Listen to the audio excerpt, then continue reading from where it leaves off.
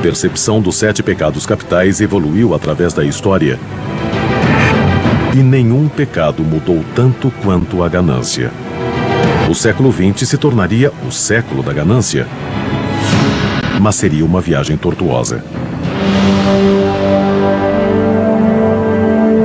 A Bolsa de Valores quebrou em 29 de outubro de 1929, iniciando a Grande Depressão. Acredita-se que uma das principais causas tenha sido o sistema bancário irregular, que permitia que poucos gananciosos ganhassem quantias absurdas à custa do povo. Acho que apostar na Bolsa de Valores é motivado pela ganância e no interesse pessoal. São pessoas que querem transformar uma pequena quantidade de dinheiro em uma grande quantidade de dinheiro e simplesmente estão dispostas a se arriscar. Mas quando a bolsa quebrou, afundou toda a economia junto com ela. O pecado da ganância havia quase arruinado o país. Um dos resultados da crise foi o temor pelos grandes negócios e iniciou-se uma onda de reformas econômicas e sociais. A Bolsa de Valores teve suas altas e baixas nos 50 anos subsequentes.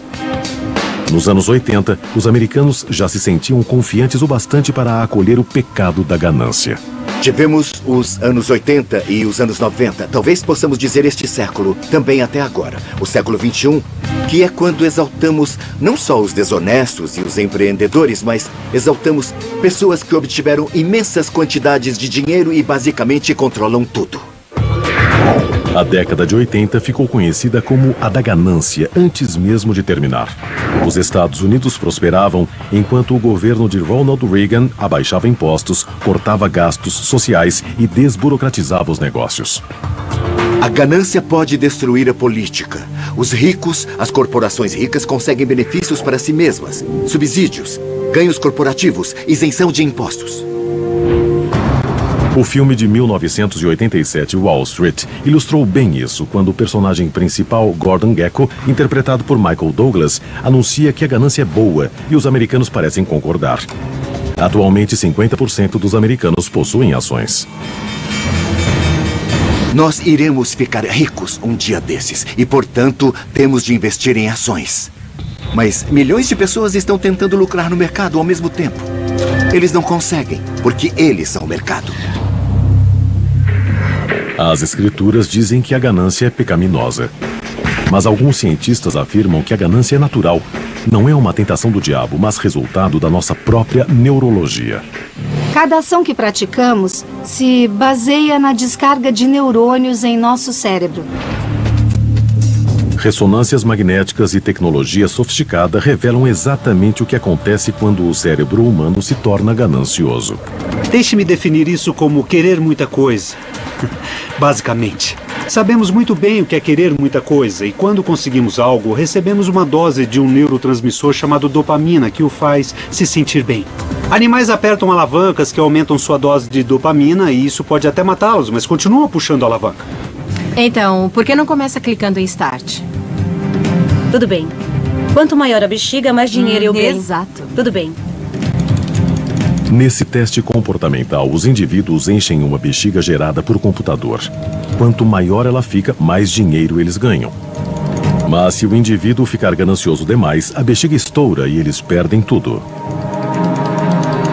A questão não é ser ou não ganancioso. A questão é quão ganancioso. Como medimos a ganância. Como nos certificar de que a ganância de fato funciona para todos nós. Para avaliar como a ganância influencia as negociações financeiras, o doutor em economia da Universidade de Penn State, Gary Bolt, utiliza um teste fascinante chamado o jogo do ultimato. O jogo envolve 2 negociantes e eles buscam um acordo sobre como dividir $20. O que eu proponho é que você fique com $5 enquanto eu fico com $15 para mim. Você pode aceitar ou rejeitar esses $5. Se você o aceitar, a pilha se divide. De acordo com isso, 15 e 5. Se você rejeitar, nós dois acabamos sem nada. É isso. Essas são as regras. Nada de segunda chance. Joguem uma única vez. Quase metade dos que fazem a proposta são tomados pelo pecado da ganância e oferecem o valor mais baixo possível. Quase a mesma quantidade dos testados aceita a oferta mais baixa, contanto que ganhem algo. Talvez os dois lados sejam gananciosos, mas alguns são menos ambiciosos. Cerca de 10% têm uma reação diferente à ganância. Eles insistem em dividir meio a meio e estão dispostos a acabar sem nada do que aceitar o que consideram uma proposta injusta. Acho que cada um deve ganhar a mesma quantia de dinheiro, independente de qualquer coisa. Esse grupo parece rejeitar o pecado da ganância por completo. Mas essas pessoas estão realmente renunciando à ganância ou é apenas uma questão de definição? Pode ser que a noção tradicional de ganância por bens materiais simplesmente necessite ser ampliada. As pessoas querem bens materiais, mas também querem bem-estar social. Querem ser tratadas de forma justa. Elas querem muitas coisas para si mesmas. Querer alguma coisa. Esse desejo é a faísca que desperta o diabo ou o DNA é o maior responsável pelo pecado da ganância? Eu acredito que a ganância seja algo que todo mundo possua. Portanto, faz parte da constituição biológica.